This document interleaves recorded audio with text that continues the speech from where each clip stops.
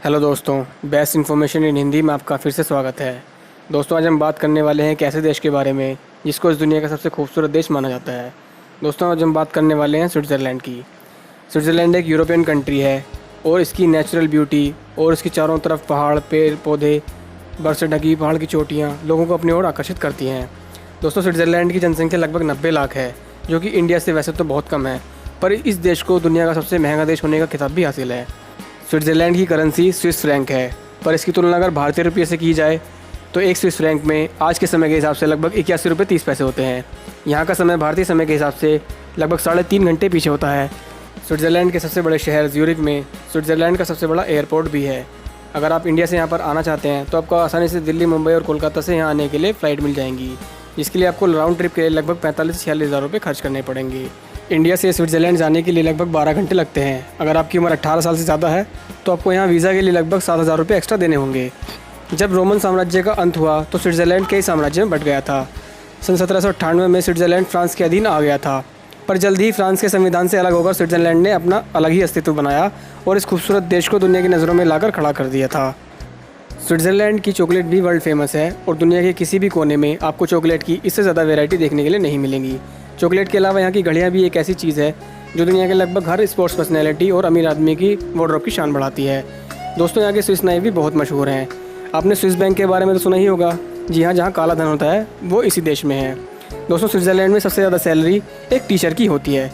तो आइए बात करते हैं स्विट्ज़रलैंड के कुछ फेमस टूरिस्ट प्लेसेस की। ज्यूरिख स्विट्ज़रलैंड का सबसे बड़ा शहर है और सबसे बड़ा इंटरनेशनल एयरपोर्ट भी यहीं पर है।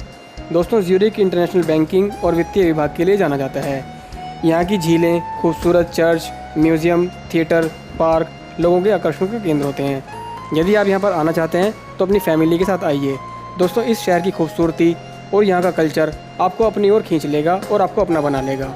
सबसे बड़ी बात यह है कि इस शहर के लोग बहुत ही शांत स्वभाव के और मिलनसार होते हैं और आप सबसे दोस्ताना व्यवहार रखते हैं।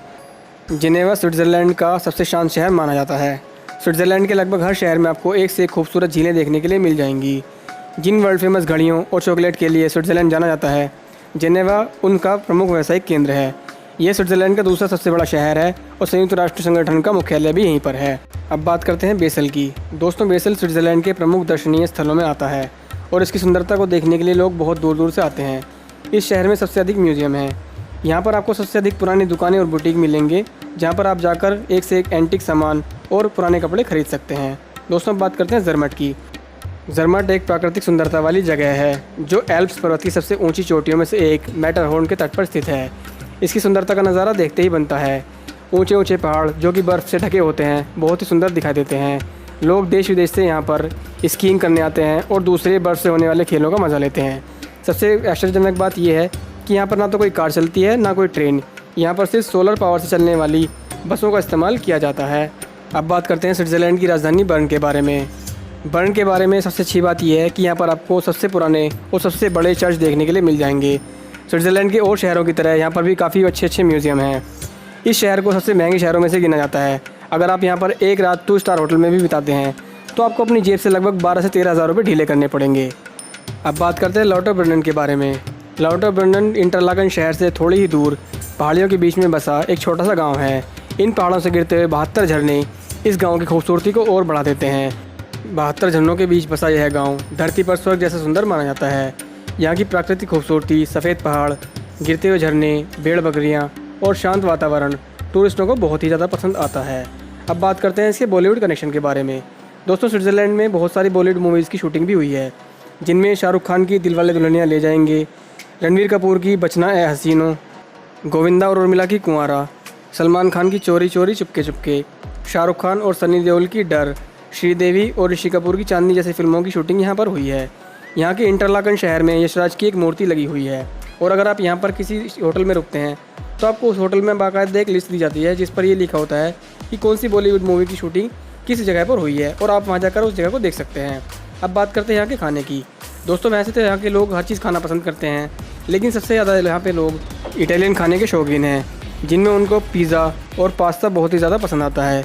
यहाँ पर लोग इसके अलावा कॉफ़ी पीना बहुत पसंद करते हैं। यहाँ पर लोग सॉफ्ट ड्रिंक भी बहुत पीते हैं। और दोस्तों, आप यहाँ पर कैसे पहुँच सकते हैं? तो सबसे आसान तरीका इसका फ़्लाइट से है।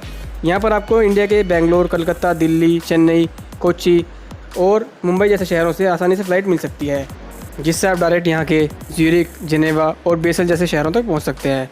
दोस्तों, अगर आपको ये वीडियो पसंद आई हो तो लाइक कर दीजिए और चैनल को सब्सक्राइब कर लीजिए। Thank you so much.